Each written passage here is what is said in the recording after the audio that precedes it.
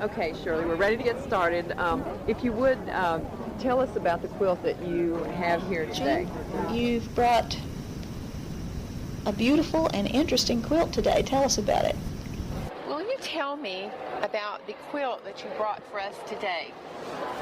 Tell us a little bit about the quilt that you brought in today. Well, why don't we also start by you telling me about the piece that you brought today. When did you make it? We What just is it love made out this of? bright Pattern? colors of this quilt you brought today. Can you tell us a little bit about it? Let's begin by talking about the quilt that you brought in. One of my very early quilts. It was the second quilt that I made. The quilt that I brought today is one of the largest quilts I've ever made. This was a class I was teaching here at the 1999 Quilt Festival in Houston, Texas. My grandmother, Mary Gasparic, was a blue ribbon quilter. She made over 90 quilts in her lifetime, and this is one of them.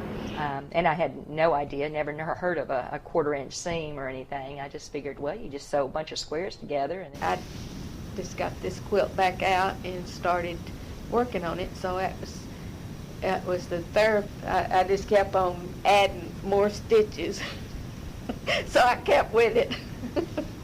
But anyway, the quilting kept my mind off of my problems. I think they're a source of comfort.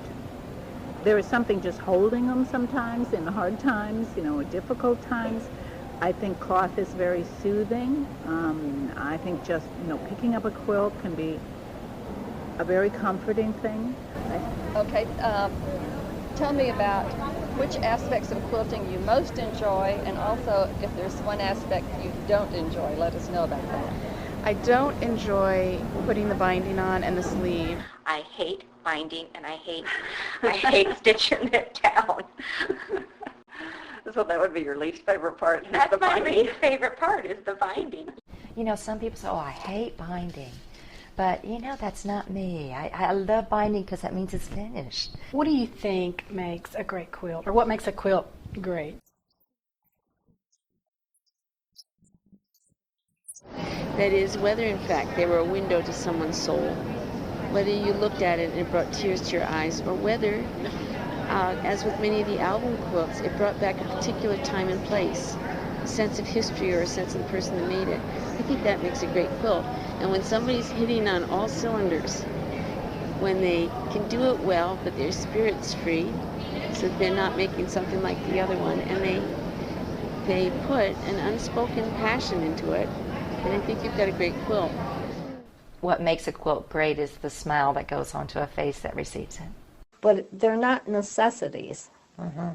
They're a form of art as far as I'm concerned. And you get a lot of satisfaction, I do at least, from completing a quilt and even working on it.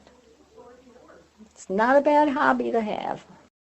You are transferring an emotion, a story, a statement, and out of this dish towel or rag or doily or whatever it was that you found, you have said something to somebody else. Would we have a place in history, maybe, if it weren't for our quilts? Oh, that's very good. You're right, we wouldn't. No.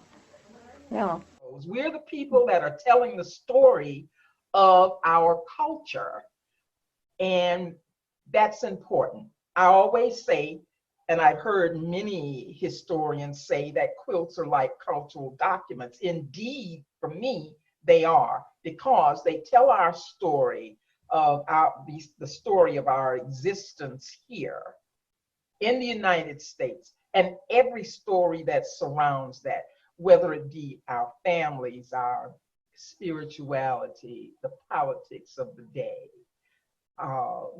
We find all of those subject matters within the threads of a quilt.